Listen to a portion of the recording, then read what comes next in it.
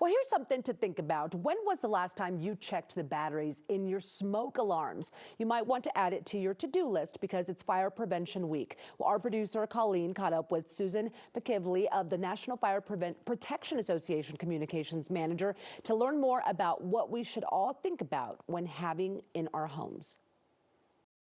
Hi, Susan. It's so nice to be interviewing you today. Happy Fire Prevention Week. Thank you. Same to you. Yeah, so I understand there's an interesting theme this year. Walk me through that.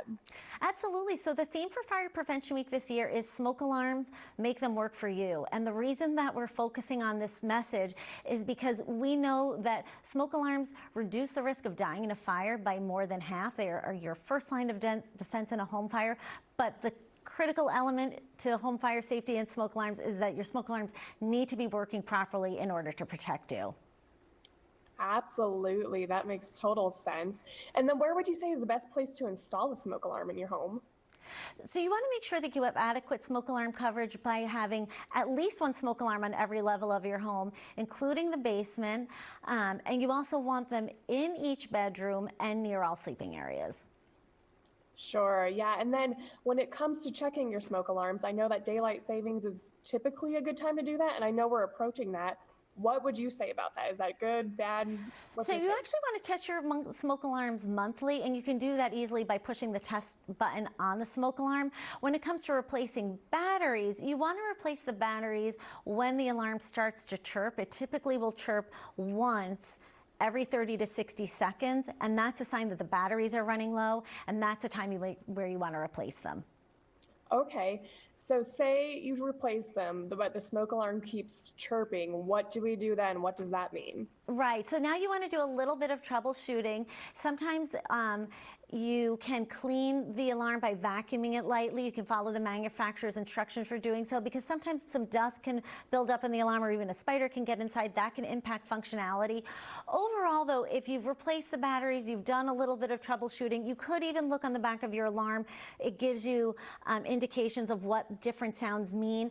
But if you're continuing to have issues with your alarm, it's continuing to sound, most likely it just isn't working in full capacity anymore, and it's best to replace it with a new one.